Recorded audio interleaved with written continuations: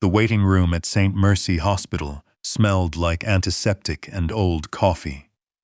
Elena Ward sat in one of the plastic chairs along the far wall, one hand resting on the curve of her stomach. 22 weeks.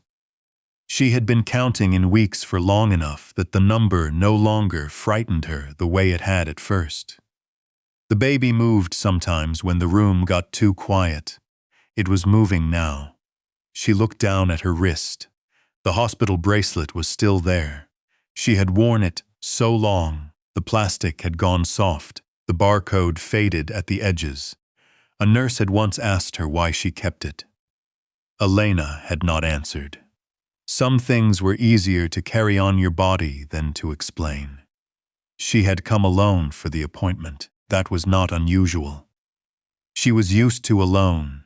She gathered her coat as her name was called, and she was almost at the corridor entrance when the hand closed around her arm.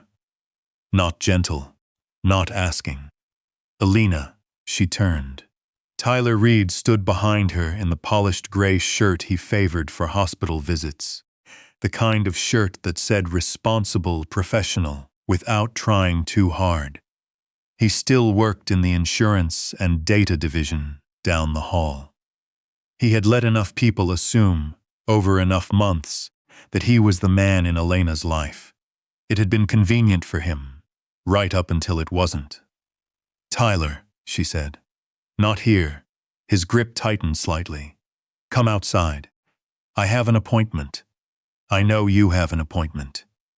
His voice dropped. "That's why I'm here." He steered her a few feet from the queue, not far enough to be private, far enough to perform it. "This has gone on long enough," he said. He did not look at her. He looked at the space slightly above her shoulder, the way he always did when he was about to say something he had rehearsed. "That baby is a mistake, Elena. Fix it before it ruins both our names." The waiting room continued around them. A child turned pages in a picture book. 2 nurses passed without looking up. Elena felt the word land the same way cold water lands, sudden, total. She looked at Tyler for a moment without speaking. She thought about every month of the last half year, the job she had lost, the mornings she had gotten up alone, the appointments she had attended with no one beside her, the bracelet on her wrist. "My baby is not a mistake," she said. Her voice was quieter than his, which made it carry further. "The mistake was thinking you still had the right to decide my life." Tyler's jaw tightened. "I'm trying to help you. You're trying to help yourself." He reached for her wrist then, not the arm this time. The wrist, the sleeve of her coat shifted as he grabbed it, riding up past her forearm. The bracelet caught the light. DG 417. Emergency intake.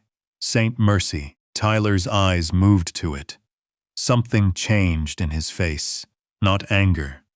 Closer to fear, tucked quickly behind the familiar look a man recalibrating. From behind the intake counter, a door opened. Dr. Marcus Hale stepped into the corridor, moving between stations with the practiced efficiency of someone who belonged everywhere in a building at once. He was not looking at Elena. He was looking at the bracelet. Then his gaze moved to Tyler. A single moment, a flicker of communication that passed between them, like something being confirmed.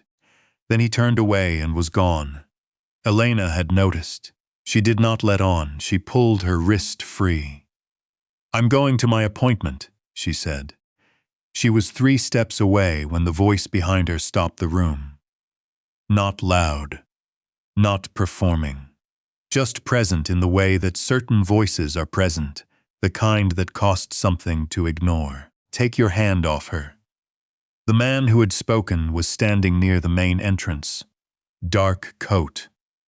2 people flanking him at a distance that meant something, though they did not look like the kind of security that wore uniforms. Elena did not know his name yet. She knew his face the way you know something seen once in emergency light. Partial, essential. Tyler straightened. This is a private matter. Not when your hand is on a woman wearing my death record. The lobby went quieter than a lobby of that size should be able to go. Tyler stared. Elena stared. The man crossed the space between the entrance and where they stood with the unhurried pace of someone who had never needed to hurry. He looked at Tyler the way you look at a problem you have already solved. You are simply deciding when to file it. Then he looked at Elena. His eyes moved to the bracelet, to the faded barcode, to the case number she had been carrying on her wrist for nearly 6 months. Elena Ward, he said. It was not a question. You don't know me, she said. No, he agreed. But I think you know a name I used to go by. He held her gaze. Daniel Gray. She had thought about that night, more than she had admitted to anyone. It had happened nearly 6 months ago. She had been working a late intake shift, which meant she was the only administrative staff in the East Corridor after 11. The ambulance had not called ahead. That was the first sign that something was wrong in a different way than the usual wrong. The man on the gurney was bleeding from 2 wounds, one in the shoulder, one in the side, and had no identification of any kind. The paramedics were tense in a way that had nothing to do with the injury. They wanted him processed and invisible within the system as fast as possible.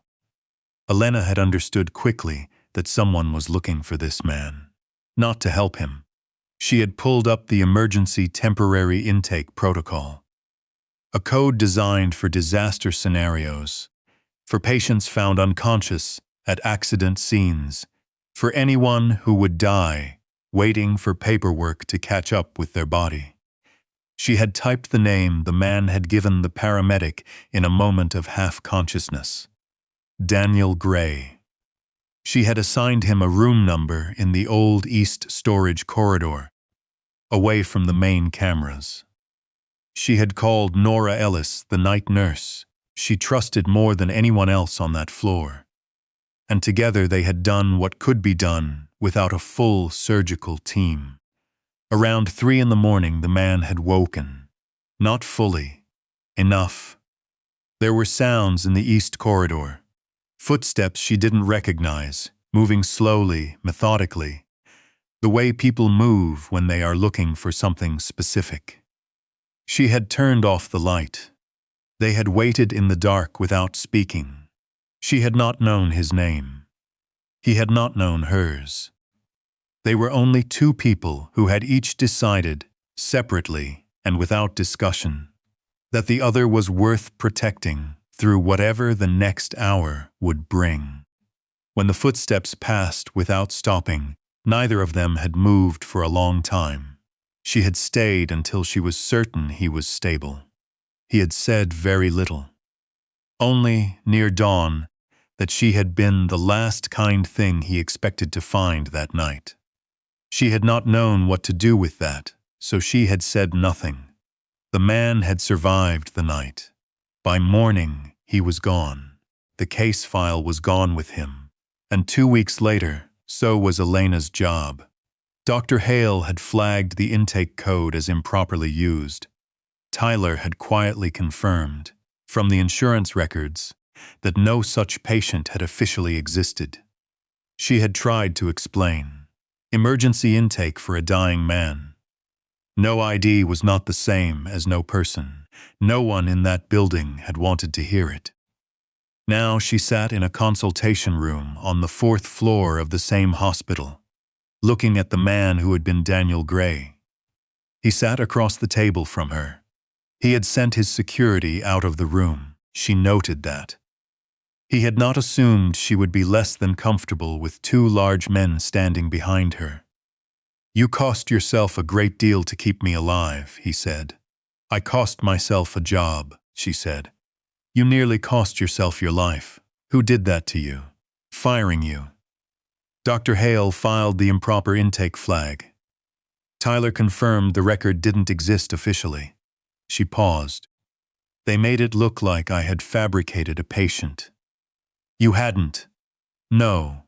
I kept a dying man alive long enough for the hospital to decide whether paperwork mattered more than blood. He was quiet for a moment. I didn't know, he said. I left before morning to protect you from being connected to me. I didn't know they went after you anyway. It's not your fault. It's partly my fault. She looked at him. What's your name? She said. Your actual name. Damian Cross. She had thought so. She had suspected since the moment he spoke in the lobby. But hearing it, said plainly, was different from suspecting. Damian Cross. Boston. The kind of name that turned up in certain news stories if you knew which sections to read. She looked at her hands. Then I saved a man I wasn't supposed to know existed, she said. Yes, and now you're here because you saw the bracelet. I'm here because I saw the bracelet, he confirmed, and because I need to ask you something. She looked at him. How far along are you? The room was very still. 22 weeks, she said. Damian Cross went completely quiet, not the controlled quiet of a man who was thinking. The other kind, the kind that happens when something lands that changes the shape of a room. 22 weeks. 6 months ago, he did the arithmetic the same way she had done it, alone, in the middle of many sleepless nights. Elena, he said. You're the only person, she said before he could finish. She did not look away from his face. In that period, you're the only person. The bracelet on her wrist caught the light again. DG 417. He looked at it for a long time. Then I owe you twice, he said. He told her about Sophia on the drive to the penthouse, not because he owed her the explanation, but because he had been carrying it long enough that silence around it had started to feel like dishonesty. Sophia Cross, his younger sister. Sophia used to send him voice messages instead of texts. She said his life already had too many cold words in it. The last one was still on his phone. A joke about hospital food. A laugh at the end. Then nothing. She had been admitted to St. Mercy 4 months ago with a routine infection. Standard treatment. Antibiotics she had received before without incident. Except this time, her allergy record had been amended. 14 minutes before the medication was administered, the amendment removed a flag that should have been there. The medication was given. Sophia went into anaphylactic shock. She did not survive. The hospital had ruled it a tragic error, an oversight in the record update system. Damian had not believed a word of it.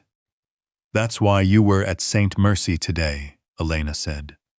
I have been meeting with their board for 6 weeks, he said, trying to find who had access to her file. And the same access touched the DG 417 record. That's what I'm trying to prove. Elena looked out the window at the harbor. Dr. Hale, she said. Damian turned toward her slightly. Why? The way he looked at Tyler when he saw my bracelet, it wasn't surprise. It was confirmation, like he was checking that something was still in place. Damian was quiet. He filed the improper intake flag the week after you left, she continued. Tyler confirmed the record didn't exist, but Tyler only had insurance access. He shouldn't have been able to see intake records at all, unless someone gave him a path. Damian looked at her. You understand how the data system works. I worked in it for 3 years. He nodded once, slowly, like a decision being made. Then I need you to help me understand what they took. The penthouse was everything she would have expected if she had allowed herself to expect anything. High ceilings, harbor view. The kind of furniture that said money had never been a conversation in this room. She stood in the center of the main room and felt the weight of it. Clean clothes had been arranged in a room that was clearly meant for her. A doctor had been summoned and was already waiting in the corridor to do a proper prenatal check. A new phone sat on the table, still in its box. A security detail had been briefed on her face. Damian Cross had moved through 30 years of learning to control the variables around him, and he was doing it now. With the best intentions she had ever been controlled by, she turned to face him. "I need you to stop," she said. He paused. "The doctor is here for the baby," he said. "The doctor can stay," she said. "The rest of it, the clothes, the phone, the way you just turned my life into a logistics operation." "Stop," he studied her. "You're not safe where you were. I know that. Tyler is escalating, and whoever is behind the data breach has reason to want me quiet." She met his eyes. "But I am not your prisoner. I am not your mistake to fix." He was very still. "I'm not trying to make you a prisoner. Then what are you trying to make me?" He did not answer immediately. That was, she thought, something. A man who answered immediately usually had a prepared answer. "I lost my sister," he said finally, "because I couldn't control the thing that killed her. And now you're standing in front of me carrying a child I didn't know existed an hour ago. Every system I have is telling me to lock down everything within reach." "I know," Elena said. "I can protect you from the world, Elena. But I have to learn how not to become another cage." She looked at him for a long moment. "Then learn it," she said. "I'm not asking you to stop protecting us. I'm asking you to do it without taking away the parts of me that kept us both alive." She held his gaze. "I want my own room, my own phone, the right to call a lawyer of my choosing, the right to take my own appointments with a doctor I select, and the right to walk out of this building if I decide to." Damian Cross looked at the woman across from him. She was 28 years old and 22 weeks pregnant, and had just spent 6 months being told that she had done something wrong by keeping a dying man alive. "Yes," he said, "to all of it." Mara Vale had worked for Damian for 7 years. She was not his friend. She was something more useful. She was loyal, in the specific way that comes from years of watching someone act with consistency. She pulled the terminal records from the backup server within 48 hours. The main system had been cleaned. DG-417 existed nowhere in the official database. But the backup terminal, which fed into the hospital's insurance compliance archive, was maintained by a third-party contractor, not St. Mercy's to clean. The backup showed DG-417 scanned at the East Storage Corridor intake station at 11:47 p.m. on the night in question. An emergency temporary intake code, a patient name, Daniel Gray, and an administrative ID number logged against the scan. The ID belonged to a terminal that should not have had access to that corridor. It was Tyler Reed's access code. Not because Tyler had been there that night, because Tyler had accessed the record afterward, using his insurance pathway into the broader intake system. He had seen DG-417. He had seen the name. He had then deleted the main record, but he had not been able to reach the backup, because the backup was not his to reach. Mara brought the second piece 2 days later. Sophia Cross's file. The amendment to her allergy record had been made through an administrative backdoor. A pathway not available to standard clinical staff. It required elevated permissions, the kind that Dr. Marcus Hale held, the kind that Tyler Reed had been given access to, through a data services agreement that Elena, once she looked at it, recognized as the kind of contract that should never have been signed. The same administrative backdoor touched DG-417 and Sophia's allergy record, Mara said. Damian sat with that for a long moment. They were protecting the same access, he said. Yes, and someone was paying them for it. Mara placed a third document on the table. A shell account. Payments made at irregular intervals. Following each payment, a cluster of VIP patient records had been accessed, admission schedules, treatment histories, family connections. The shell account traced through 2 layers of intermediary to Vincent Crow. Damian looked at the name for a long time without speaking. Elena, who had been sitting with a cup of tea she had made herself in a kitchen she was beginning to learn, watched his face. "Vincent Crow," she said. "He's your rival. He's been trying to map the people around me for 3 years. Medical records are cleaner than surveillance footage, harder to argue against. Tyler sold him everything. Tyler sold him what Dr. Hale could access, and Dr. Hale could access nearly everything." He looked at her. "They used the same door to erase Daniel Gray and to kill my sister." Elena set down the cup. "And Tyler knows you're close to finding that door," she said. "Which means he needs the bracelet, because the bracelet carries the case number, and the case number leads to the backup logs."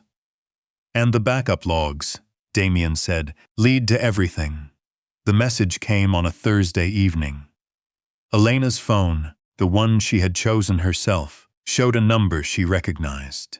Nora Ellis, the nurse who had helped her on the night of DG 417. The message said there was evidence that would help Elena reclaim her medical record and her professional standing. Could she meet at the east parking structure of St. Mercy? Tonight. Elena read the message twice, then she read it a third time. Nora had worked beside her for 2 years. Nora had a particular way of addressing her.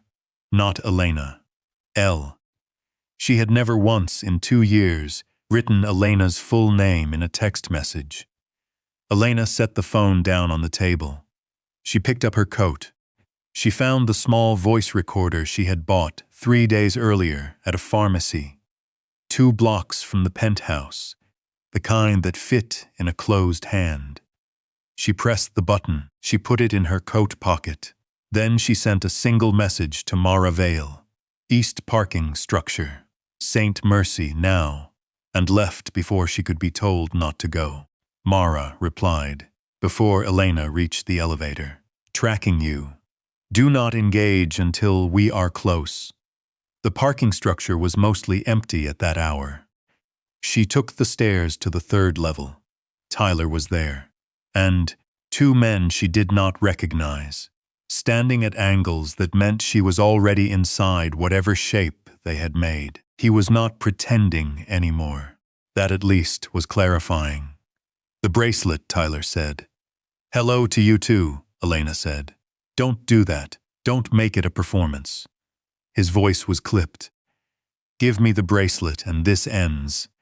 You take the money I'm offering and you raise that baby somewhere that isn't Boston, and none of this touches you." "None of this already touches me," she said. "I lost my job. I've been followed for 3 days, and you sent me a message pretending to be Nora Ellis." "Nora's fine. I didn't ask about Nora." She watched him. "What I ask myself," she said, "is why a hospital bracelet matters enough to fake a message from someone I trust." Tyler's expression tightened. "Because it is the one thing I could not delete," he said. "The backup logs. The case number in those logs leads to every access record. It connects Dr. Hale's back door to my insurance pathway, to Vincent Crow's payments." He stepped forward. "It connects me to a dead woman I had nothing to do with. Sophia Cross. I didn't touch her record, but you gave Dr. Hale the access to do it." He said nothing. "And you sold the pathway that let Vincent Crow monitor Damian's family for 2 years." She kept her voice even, including knowing that Sophia would be admitted and approximately when. "I erased Daniel Gray once," Tyler said. "I can erase it again." "You just said that out loud," Elena said. He looked at her, then past her. Something in his face changed. She had already heard it. The footstep on the concrete. "My child is not your shame to erase," she said. Then Damian Cross walked out of the stairwell. He was not alone. He also was not carrying anything. No weapon, no theater. Just the phone in his hand, live streaming to a server that was already feeding into a recording Mara had been running for the past 11 minutes, including everything Tyler had just said. Tyler's two men looked at the four people who had come up the stairs behind Damian and made the reasonable decision to step back. "The backup terminal logs will be formally submitted to the district attorney's office tomorrow morning," Damian said, "along with the payment records connecting Tyler Reed and Dr. Marcus Hale to Vincent Crow's data purchasing operation." He looked at Tyler. "The recording you just contributed to will save everyone a great deal of time in the discovery phase." Tyler looked at Elena. She held up the voice recorder in her closed hand. She opened her fingers. He had nothing left to say. Nora Ellis gave her testimony the following week. She was frightened. She had been frightened since the night Elena was fired, when she understood that staying quiet had been easier than being honest, and that she had let Elena carry the weight of that silence alone. She said so in the testimony. She saved a man everyone else was too afraid to admit had ever been here, Nora said. She used a legitimate emergency code for the reason it was designed to exist. And then the people who benefited from that man's survival let her take the blame. The record was corrected. Elena Ward, formerly of St. Mercy Hospital Intake Administration, had used an emergency temporary intake protocol in accordance with its intended purpose. There was no improper conduct on her record. The name she had given the patient, Daniel Gray, had been the name provided by the patient himself. Dr. Marcus Hale's access records were pulled. The backdoor pathway was traced through 17 instances of altered medical data over the preceding 2 years. Sophia Cross's allergy amendment was among them. Dr. Hale tried to resign before the board meeting ended. Damian was already waiting outside the conference room. For the first time, the doctor who had spent years hiding behind records had no record left to hide behind. "If the record says it didn't happen," Damian said quietly, "then you were very careful about making records disappear."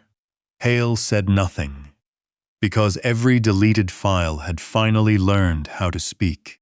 The determination of accidental death was formally reviewed. It was reclassified. Tyler Reed's cooperation was partial and largely involuntary. It was, as Mara had predicted, still sufficient. Vincent Crow's shell account and the pattern of payments against patient record access would take considerably longer to fully unravel. But it would unravel. The foundation had been pulled loose. The DNA confirmation came 6 weeks later. Elena had known. Damian had known.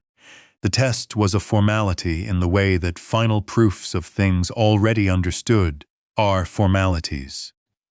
She read the result alone in the morning and then set the paper on the kitchen table where Damian would see it when he came downstairs. She did not wait to watch him read it. She was in the middle of getting dressed when she heard him stop moving in the room below. She took her time. When she came down, he was standing by the window with the paper still in his hand. "The test did not make me this child's father," he said. He said it to the harbor view. "No," she agreed. "It only confirmed what I should have protected from the beginning." He turned. "That's what I should have said, not what I did say." "What did you do?" He thought about it. "I tried to make sure nothing could hurt you," he said, "and I reached for the same tools I always reach for. Control, containment." The illusion that if I hold everything tightly enough, nothing breaks. Sophia broke anyway, Elena said. Yes. He looked at her. I want to be here, he said. For this, for you, if you'll allow it. Not because of the debt, not because of the test. He held her gaze because you were the last kind thing I saw before the city tried to bury me. And I have spent 6 months not knowing what to do with that. Elena was quiet. She thought about the night in the East Corridor, the way he had looked at her in the dark between one danger passing and the next arriving, like she was the only solid thing in reach. She thought about every morning since then, alone. She thought about the bracelet on her wrist and the case number she had kept for a reason she had never fully admitted to herself. I will protect the door, Damian said. You decide whether to open it. She looked at him for a long moment. Then she pulled the bracelet from her wrist. She set it on the table between them. Not gone, not hidden, just no longer necessary to carry everywhere she went. Then protect the door, she said. Before anyone in his world could turn the child into leverage, Damian made one thing clear. He said it once, to the people who needed to hear it. Daniel Ward is my son, he said. But Elena Ward is not under my protection because she belongs to me. She is protected because she chose to allow it. Anyone who confuses those two things will answer to me first. No one in that room asked for clarification. 3 months later, Elena opened a small clinic on the east side of Boston. Not a large operation. 8 consultation rooms. A partnership with 2 OBGYNs who had been working out of a shared office with inadequate equipment. A legal services referral program for women navigating insurance disputes. A quiet fund, established without press or announcement, that covered intake costs for patients who arrived without identification or documentation, or any of the things the system required, before it would consider you a person worth saving. The fund was in Sophia Cross's name. Elena had asked Damian before she put it there. He had been quiet for a long time. Then he had said yes. The day the clinic opened, she stood in the main hallway with the baby on her hip, 6 weeks old, small in the way that new things are small, which is to say fully formed and still somehow impossible to fully comprehend. She had named him Daniel, not Gray, Daniel Ward, the name of a man who had not existed in any official record, who had only been real for one night in a storage corridor, when she had decided that living mattered more than paperwork. She thought he would have wanted to be remembered that way. Damian stood a few feet back from the door, not in it, not managing it. Present in the way she had asked him to learn to be. The baby turned his head toward the light coming through the entrance. He had Damian's stillness. He had her stubbornness, which the pediatrician had diplomatically described as excellent lung development. He is not my debt, Damian had said, the first time she placed the baby in his arms. He had gone still, in the way he always went still, when something mattered more than he knew how to say. The baby had looked up at him with the particular indifference of the newly born, unimpressed by power, unimpressed by reputation, requiring nothing except warmth and presence and the sound of a heartbeat. Damian had looked at Elena over the top of the baby's head. Something in his face had shifted. Not the controlled expression she had learned to read over the preceding months. The other thing, the one that came through when he forgot to arrange his face. He is your son first, Damian had said. And if you let me earn the place, he is mine too. I am here because his mother once saved my life when she had every reason to look away. She had let him hold that framing, because unlike everything else he had ever said to her, it was exactly right. He was only here because she had decided he could be. That was the shape of it, the only shape that mattered. She shifted the baby and stepped back into the clinic. Damian followed. They called her baby a mistake because they thought Elena Ward was alone. Because they thought a woman who had lost her job and her reputation and the man she had trusted had nothing left to hold. But the child they wanted erased became the reason a dead record opened. A stolen truth returned. A dead woman's name became a shelter for women. The system had decided were not worth its time, and the most feared man in Boston learned the one thing power had never taught him. Love without freedom is only another cage. If this story stayed with you, please leave a like and subscribe so you never miss one like it. Was it Elena refusing to hand over the bracelet? Was it the moment Damian heard 22 weeks and understood what it meant? Or was it the night a dying man was kept alive by a woman who decided that some things mattered more than paperwork? Leave a comment and tell us. We will keep making stories about the people the world should have believed sooner.